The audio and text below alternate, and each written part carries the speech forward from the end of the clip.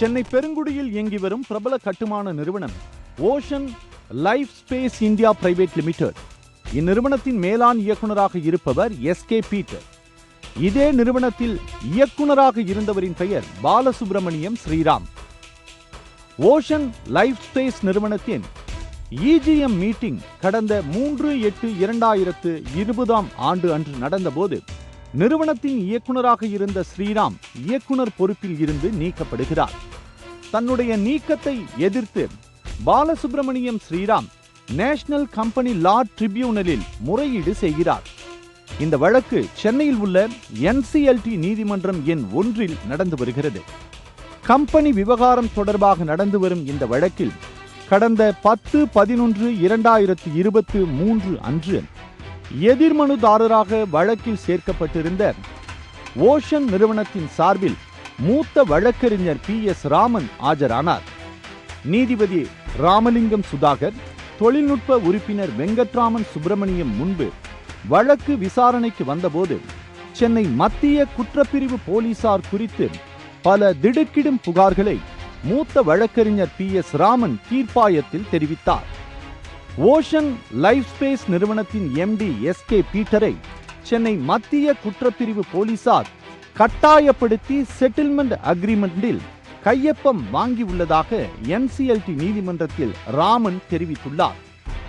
உயர் போலீஸ் அதிகாரிகள் நேரடி மேற்பார்வையில் 50 கோடி ரூபாய் பணம் ஓஷன் லைஃப் ஸ்பேஸ் நிறுவனத்தின் MD எஸ்.கே. பீட்டரிடம் இருந்து வலுக்கட்டாயமாக மிரட்டி வசூலிக்கப்பட்டிருப்பதாகவும் வழக்கறிஞர் PS ராமன் கூறியிருக்கிறார். மேலும் எஸ்.கே. பீட்டரை சட்டவிரோதமாக கடத்தி சென்று 50 கோடி ரூபாய் பணம் பறிக்கப்பட்ட விவகாரம் குறித்து சட்டப்படி விசாரிக்கப்பட வேண்டும் என்றும் மூத்த வழக்கறிஞர் PS ராமன் NCLT நீதிமன்றத்தில் கூறியுள்ளார். சென்னை மத்திய குற்றப்பிரிவு போலீசார் குறித்து மூத்த வழக்கறிஞர் PS ராமன் NCLT நீதிமன்றத்தில் தெரிவித்துள்ள இந்த அதிரவைக்கும் புகார் குறித்து சத்யம் டிவி தீவிர விசாரணையில் இறங்கியது. அதில் கடந்த மாதம் சென்னை போலீஸ் கமிஷனர் சந்தீப் ராய் ரத்தோர் உத்தரவின் பேரில் CCBயின் additional deputy commissioner Muthuvel Pandi, கமிஷனரின் உதவியாளராக இருக்கும் சரவண பெருமாள் நேரடியாக ஆட்கடத்தலில் ஈடுபட்டுள்ளனர் என்று தெரிய வந்துள்ளது. இவ்வளவு பெரிய உயரிய பொறுப்பில் இருக்கும் போலீஸ் அதிகாரி சந்தீப் ராய் ரத்தோர் கட்ட பஞ்சாயத்து மற்றும் ஆட்கடத்தலில் ஈடுபடுவாரா என்ற சந்தேகம் உங்களுக்கு எழலாம். கொஞ்சம் கூர்ந்து கவனியுங்கள்.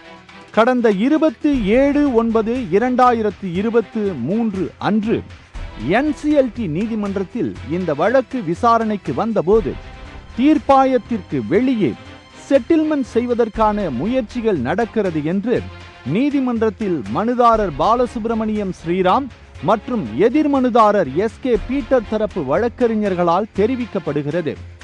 அதே நேரம் எதிர்மனுதாரர் தரப்பில் ஆஜரான வழக்கறிஞர் விஜயகுமார் வெளிப்படையாகவும் சட்டத்திற்கு உட்பட்டும் செட்டில்மெண்ட் நடக்க வேண்டும் என்று NCLT நீதிமன்றத்தில் தெரிவித்துள்ளார்.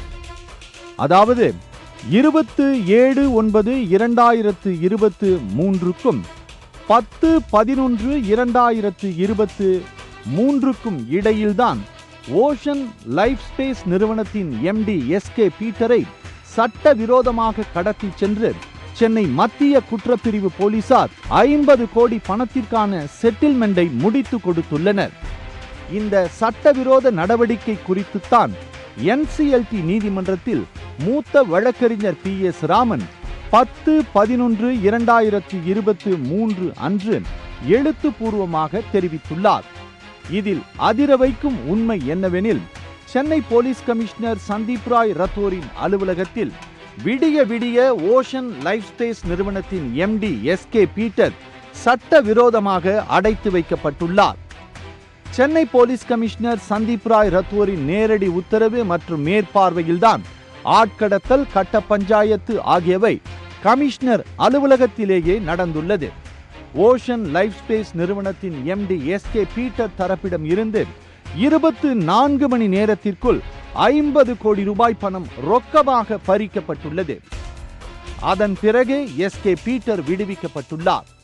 அதோடு இந்த விஷயத்தை வெளியில் தெரிவிக்க கூடாதென பகிரங்கமாக மத்திய குற்றப்பிரிவு அடிஷனல் டெபியூட்டி கமிஷனர் முத்துவேல் பாண்டியால் மிரட்டப்பட்டுள்ளார் எஸ்கே பீட்டர்.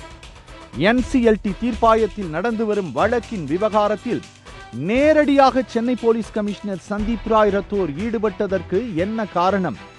யாருடைய உத்தரவின் பேரில் சென்னை மாநகர காவல் ஆணையர் Sandeep Rai Rathore ocean life space நிறுவனத்தின் MD எஸ்கே பீட்டரிடம் இருந்து 50 கோடி ரூபாய் பணத்தை பறிக்கும் நடவடிக்கையில் இறங்கினார்? சட்டத்திற்கு புறம்பாக ஓஷன் லைஃப் ஸ்பேஸ் நிறுவனத்தின் MD எஸ்கே பீட்டரை சட்ட விரோதமாக கடத்தி சென்று ஆணையரின் அலுவலகத்திலேயே விடிய விடிய அடைத்து வைத்திருந்ததற்கு என்ன காரணம்? DGP அந்தஸ்தில் இருக்கும் சென்னை மாநகர காவல் ஆணையர் சந்தீப் ராய் ரத்தோர் நேரடியாக ஆட்கடத்தல் கட்ட பஞ்சாயத்தில் ஈடுபட்டதன் பின்னணியில் இருப்பது யார்? தமிழ்நாட்டின் அடுத்த காவல்துறை தலைவராக நியமிக்கப்பட உள்ள சந்தீப் ராய் ரத்தோர் இப்படி நேரடியாக ஆட்கடத்தல் கட்ட பஞ்சாயத்தில் ஈடுபட்டதற்கு பின்னணியில் அரசியல் தலையீடுகள் இருக்கிறதா?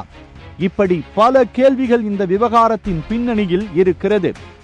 NCLT நீதிமன்றத்தில் நடந்து வரும் இந்த வழக்கின் அடுத்த விசாரணை வரும் 12/1/2024 அன்று நடைபெற உள்ளது. அப்போது இந்த விவகாரம் இன்னும் பூதாகரமாக மாற வாய்ப்பிருக்கிறது.